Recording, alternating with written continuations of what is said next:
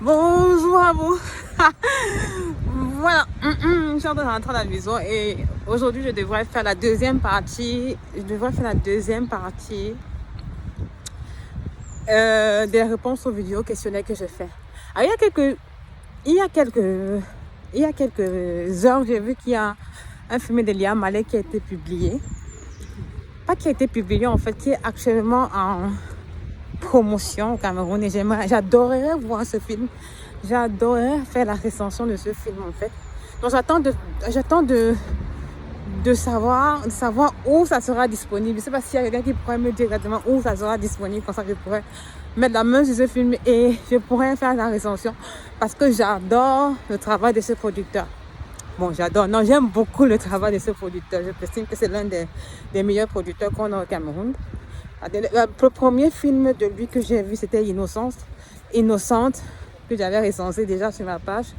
Mais je vais m'arranger à trouver l'accord qui est la dernière sortie. Et puis je vais recenser. Là, je dois recenser ce film. Parce que c'est que j'avais déjà vu quelques le thriller en fait.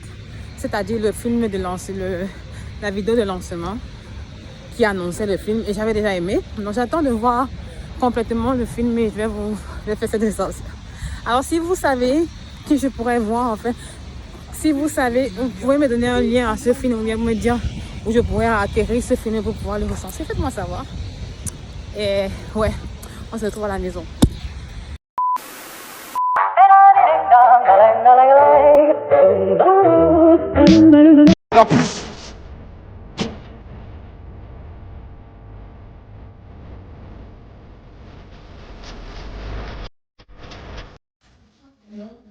Avant François Zélon, en fait, avant tous les cinéastes qu'on a aujourd'hui, avant tous les producteurs qu'on a aujourd'hui, il y avait ce qu'on appelle les pères du cinéma camerounais. Et l'un d'eux, c'est Jean-Pierre Bekolo.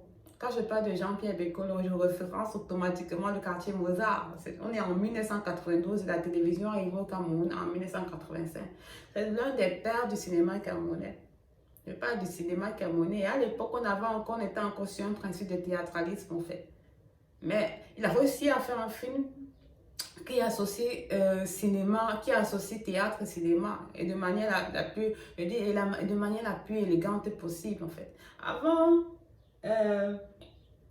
François Zélon, on avait déjà une structure cinématographique, on avait déjà des critères, il avait déjà réussi à intégrer des archétypes. Même comme tu dis, je dois prononcer archétype, mais moi je continue à prononcer archétype parce que moi, si je comprends, je sais pourquoi je prononce archétype.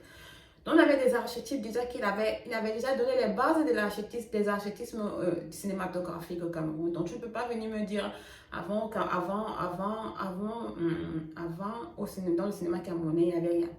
Lorsque j'ai fait cette recension, à deux parties. La première partie, j'ai dit, je ne suis pas partiale dans cette recension. Pourquoi? Parce que j'estime que moi et la réalisatrice, et je respecte son travail, je respecte le travail de tous les réalisateurs. Moi et la réalisatrice, on n'a pas la même, même moi et la productrice, on n'a pas, oui, la réalisatrice, enfin, on n'a pas la même vision. Et lorsque moi et la réalisatrice, on n'a pas la même vision, je ne peux pas me permettre de remettre en question, d'être impartiale. Je suis partiale parce que je ne partage pas la vision de la réalisatrice. Elle a tenu à me présenter dans ce film une forme acculturée du film, de la vision camerounaise. C'est pour ça que j'ai rejeté ce film-là. Du point de vue de la production, c'était une très belle production. Une très belle production. Mais j'ai précisé que c'était un film de festival, en fait. Allez regarder les recensions qui ont été faites sur Quartier Mozart. Je tiens à rappeler qu'on est en 1992 et Quartier Mozart est de nombreux prix dans les festivals étrangers. Et la particularité de Quartier Mozart, c'est qu'il a tenu à représenter la culture camerounaise. Il a tenu à représenter le comportement des Camerounais à l'intérieur de ce film-là. Quitte à entrer même dans les sous-quartiers, dans les mœurs en fait. Il a utilisé un langage qui nous représente parce que le langage est la base de toutes les cultures. C'est avec le langage qu'on reconnaît, le langage, l'accent, le l'argot et le jargon qu'on reconnaît une culture. Et lui, on est en 1992, 30 ans plus tard. Il y a eu 30 ans, il avait déjà prédéfini ces archétypes-là. Et si vous regardez, il y a une recension que j'ai faite en fait sur un autre film. Et si vous regardez le film, la recension que j'ai faite sur le film Innocente, et si vous regardez ce film-là, je parle déjà, cette recension, je parle déjà des archétypes qui avaient déjà été établis, dressés par Jean-Pierre Bécolo, il y a 30 ans de cela. Ce que vous devez comprendre, c'est qu'il y a une cassure. Il y a une cassure entre la structure cinématographique qui avait déjà été établie par Jean-Pierre Bécolo et la structure moderne, entre les années 1995 et 2000. Il y a eu une cassure. Pourquoi? Parce que les réalisateurs de notre époque, les réalisateurs de cette période-là ont décidé d'adopter pratiquement à 90%. Tournant au Cameroun, ils ont décidé d'adopter une culture externe, la culture française, en utilisant même dans le langage, dans le jeu d'acteur, dans la façon même d'imposter le jeu d'acteur, la composition même cinématographique, ils ont décidé d'adopter les cultures externes. Ce qui fait que ça a créé un déraillement et ça, on a perdu du point de vue cinématographique les repères en fait. C'est pour ça que quand j'ai fait cette vidéo, j'ai dit le cinéma camerounais est en pleine construction de ses repères, est en pleine construction de ses repères, est en pleine construction de ses archétypes. Peut-être que j'aurais dû dire reconstruction, mais est en pleine construction de ses archétypes en fait. Ce motif pour lequel il est essentiel qu'il y ait des personnes qui puissent dire non, qui puissent leur dire non. Là, ça ne fonctionne pas parce qu'il n'y a pas notre culture à l'intérieur. Ce qui se vend à l'international. Et si vous, à l'international, c'est la culture, c'est un contenu culturel, un contenu différent. Si vous regardez, les recensions qui ont été faites en fait sur le film Mozart, Quartier Mozart de Jean-Pierre Bécolo, vous verrez que la chose qui est le plus notée dans ces recensions, c'est le comportement camerounais. Un exemple, lorsqu'un des analystes que j'ai lu sur ce film-là dit, il est intéressant de voir comment le Camerounais répond à une simple question comme comment vous allez, comment ça va. Il va te répondre par une autre question. Ça, c'est le comportement des Camerounais, ça. On te dit comment tu vas, il te demande, mais tu es docteur. C'est ça en fait, c'est ça qui fait la particularité en fait, c'est ça qui fait une de nos particularités. Peut-être aussi, dans le football, on dira aussi le fighting spirit, mais c'est plus ça dans le quotidien qui fait notre particularité. Voilà. Donc lorsque tu dis ça, je ne suis pas d'accord avec toi, ça prouve aussi que tu n'es pas réaliste en fait. Parfois, il faut être pragmatique, il faut être rationnel lorsque tu remets en question la critique d'une autre personne. Voilà. La deuxième chose qu'elle me dira,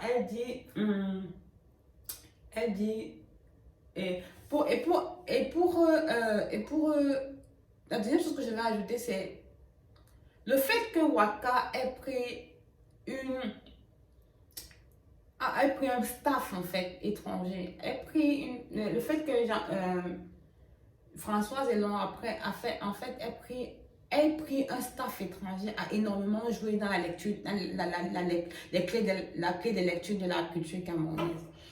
Il y a Denzel Washington, il y a quelques semaines, il devait lancer un film en fait avec Will Smith avant que le grand Bourara ne sorte. Qu'est-ce qu'il a fait en fait? Il devait lancer un film et pendant une interview, je pense que je mets l'interview là quelque part, je vais le mettre là. Pendant son interview, il y a une présentatrice qui lui demande même pourquoi pour tourner votre film en fait vous avez pris un réalisateur noir? Pourquoi on n'avait pas pris un réalisateur blanc?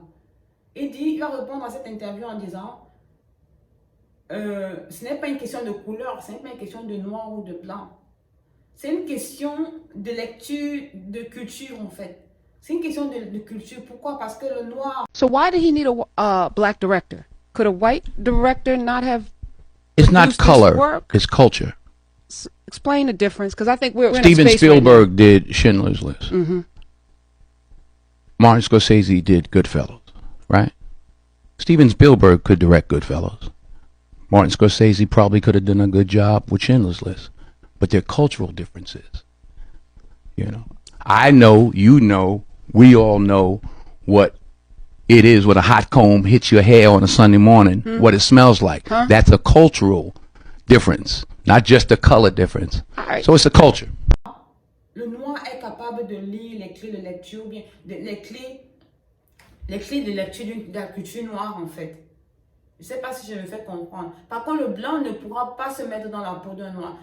Qui plus est, même lorsqu'ils tournent des films, en général, lorsque les réalisateurs américains tournent des films là où ils vont mettre en avant la culture noire, ils sont entourés d'énormément de consultants noirs pour leur dire à ce niveau-ci, il faut faire comme ça. Dans cette histoire, ils voudraient que le comportement, le comportement de ceci serait comme ça.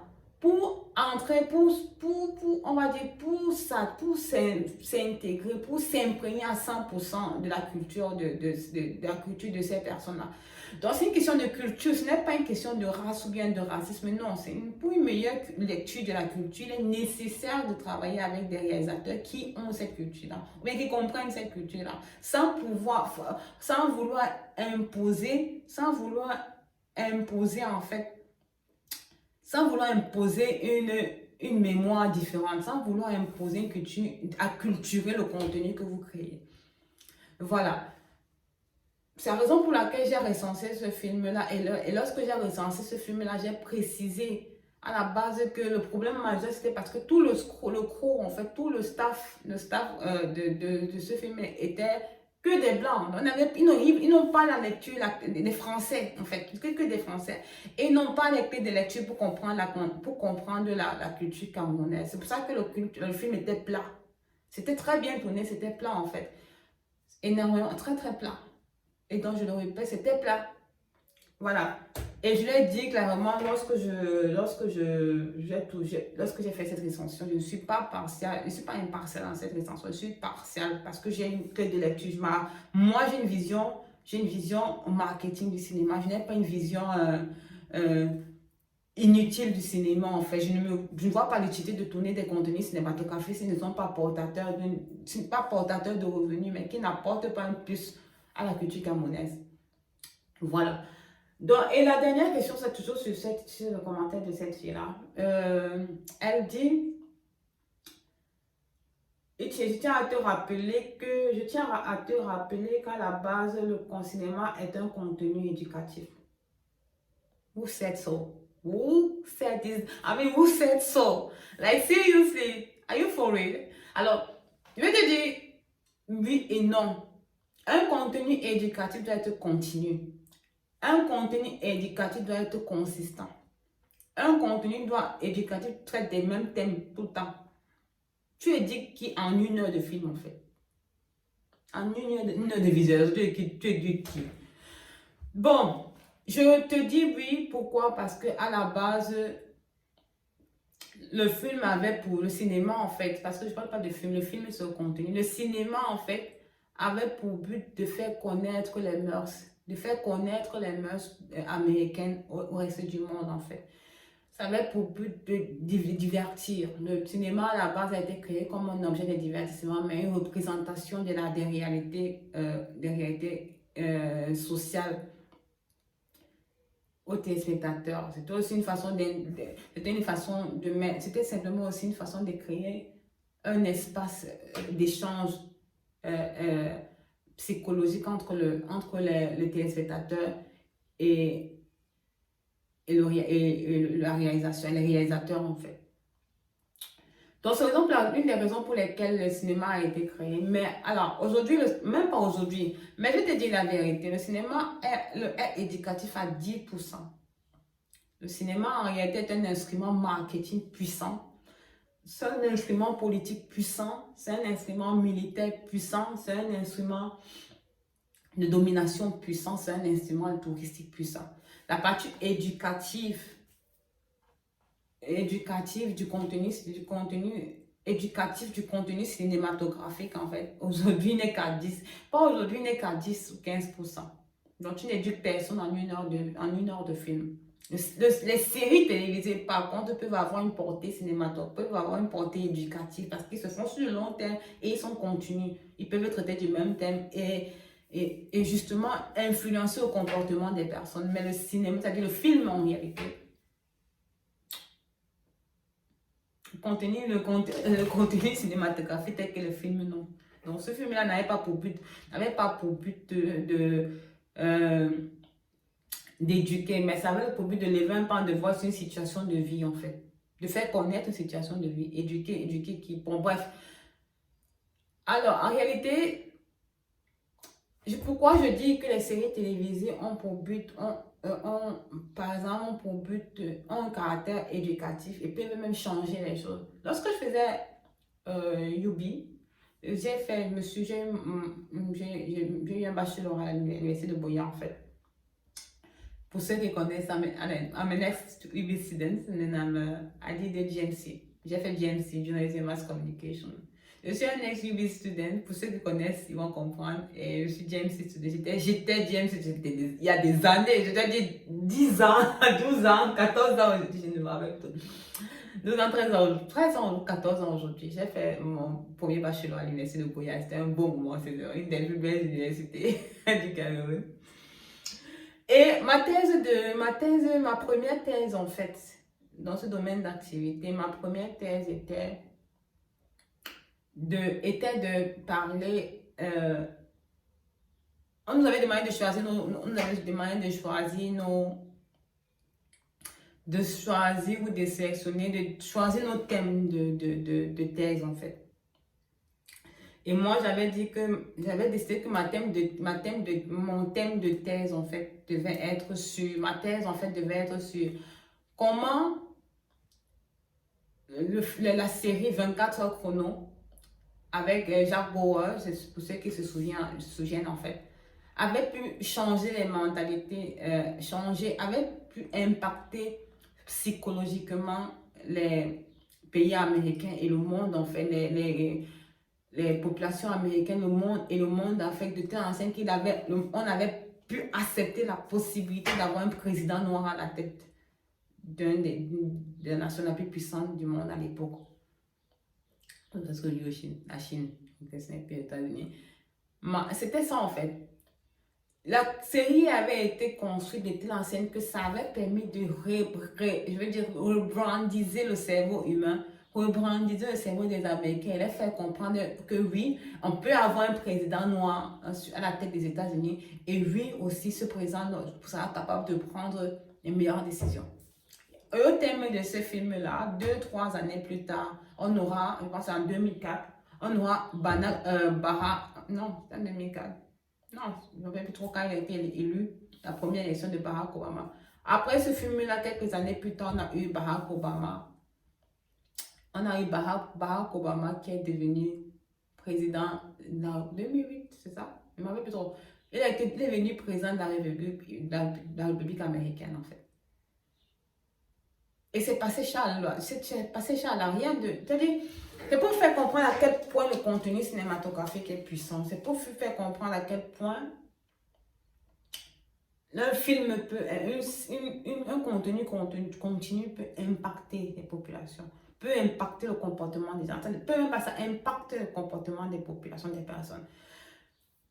Là, bon, il y a des films comme La route de Dakar et comme ça. C'est ça qui sont des films qui ont permis d'augmenter la visibilité de la ville de Dakar au Sénégal. Parce que les gens avaient envie d'aller voir ça.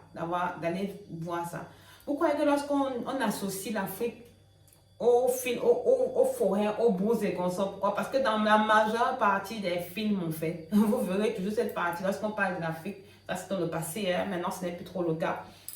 Dans la majeure partie des cas, en fait, vous verrez toujours cette partie broussailleuse là. On parle toujours des animaux, on représente toujours cette partie animalière en fait de l'Afrique. Pourquoi? C'était simplement pour imposer ça dans l'image des gens, dans le cerveau des gens en fait. Dans tous les films là où dans tous les films étrangers là où on devait intégrer une partie africaine, on intégrait toujours la partie où les gens étaient là, de la brousse avec les animaux. Ce qui fait qu'au fil et à mesure du temps, de fil en aiguille,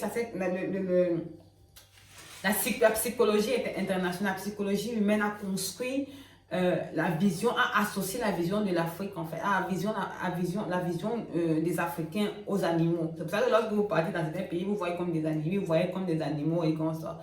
Pourquoi? C'était grâce au film, en fait. C'était grâce au film. C'était grâce au contenu qui sortait qui représentait en fait ces continents, qui représentait notre continent. Donc c'est pour vous faire ou bien l'esclavage, ou bien les personnes qui s'habillent mal, ou bien c'était tout ça. Ça naît du cinéma. Ce n'est que dans le cinéma on a ce genre de contenu là. C'est un motif pour lequel je dis aujourd'hui que le cinéma, je suis vraiment pour la volonté, je suis vraiment dans un esprit de construction de l'image du pays au travers des films. Parce que ce sont ces contenus-là qui permettent même la construction de la pensée sociale. En fait, ce sont ces contenus-là qui permettent de solidifier la pensée sociale, la pensée générale. Ce sont ces contenus-là qui permettent de donner des clés de lecture des cultures. Ça a toujours été le cas dans le passé, ça a toujours été le cas dans le passé et dans le présent, ça sera le cas dans le futur. Le contenu cinématographique, tout simplement, les films ne vont pas disparaître de sitôt.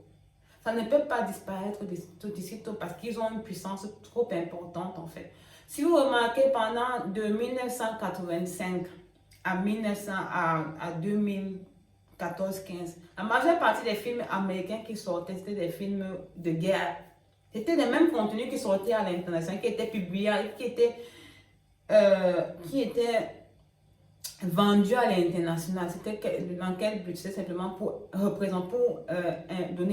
imposer la dominance américaine en fait. C'est-à-dire les Américains ont dominé le monde au travers du cinéma. C'est-à-dire au travers des contenus cinématographiques, au travers des films qui montraient qu'ils étaient des puissances parce qu'ils avaient toujours les dernières armes, les dernières sorties, c'est-à-dire ils montraient leur avance, et ils vendaient le rêve américain. Comment tu peux être peut-être en Éthiopie ou je ne sais pas dans quel pays africain et tu connais l'expression le rêve américain? C'est parce que tu as vu des films.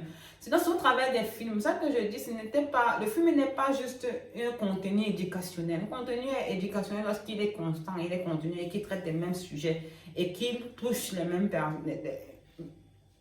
personnes en fait. Dans le cadre des films, on ne peut pas dire que c'est un contenu éducationnel, c'est un contenu beaucoup trop puissant pour simplement lui donner ce côté éducationnel. Un film surtout est un produit marketing à la base. Lorsque je fais les recensions, vous devez comprendre que moi je vois le film comme un produit marketing, et un produit touristique. Voilà. Je prends le film comme un média ou bien comme un canal qui permettrait d'étendre au maximum la culture camerounaise. C'est pour ça que lorsque je fais ces recensions, je suis précise dans ce que je dis. Je dis toujours qu'il est nécessaire de faire attention aux contenus qui sortent. Ce sont ces contenus-là qui shape en fait, qui donnent la forme et la vision et les clés de lecture et aussi l'imaginaire, qui construit l'imaginaire aussi et les stéréotypes qui sont associés au Camerounais. Vous allez me dire aujourd'hui, il y a les médias sociaux. Vous devez comprendre qu'avec les médias sociaux, les informations à l'intérieur des médias sociaux sont volatiles et éphémères. Les médias sociaux respectent le principe des 72 heures. Passé 72 heures, les médias sociaux, l'information qui est présente dans les médias sociaux se volatilise, ça perd de sa ténacité, ça perd de sa teneur. Même si l'information est relayée page après page, vous verrez qu'après après 72 heures, l'information perd de sa candeur, perd de sa fraîcheur. Mais par contre, sur le film, c'est différent parce que psychologiquement, on est préparé psychologiquement, on est entraîné psychologiquement à rester présent et à être en contact de manière émotionnelle, psychologique avec un film pendant une période de temps et de garder ce contenu-là de manière inconsciente dans notre cerveau. Donc, c'est énormément de psychologie à comprendre, c'est énormément de clés de lecture à comprendre lorsque vous parlez de cinéma. Et énormément aussi de volonté et de vision future, de votre vision, de la vision que vous avez. J'ai ma vision, c'est pour ça que je fais ces recensions. Je comprends que beaucoup de personnes ne puissent ne pas comprendre où je veux aller, mais ouais. J'espère que ça va se faire. Je constate aussi qu'au quotidien, les gens le comprennent. Et je sais que je vais arriver à mon objectif de faire. Voilà, j'ai terminé ce Q&A. Je vais recommencer à faire des recensions sur la série Tourbillon. Parce que j'avais promis de recenser les hommes en fait, mais je n'ai pas pu le faire. Je n'ai pas pu le faire dû Dû à mes déplacements, je vais recommencer à faire cette recension. N'hésitez pas à me laisser des commentaires. Je vais faire une fois par mois, je vais essayer de rassembler toutes les questions qui seront posées. Maximum ça, hein, qui seront posées. Je vais répondre de manière un peu plus profonde. Bon. La vidéo, c'est avec 46 minutes. Je vais couper même ça 33 temps. Passez un agréable week-end.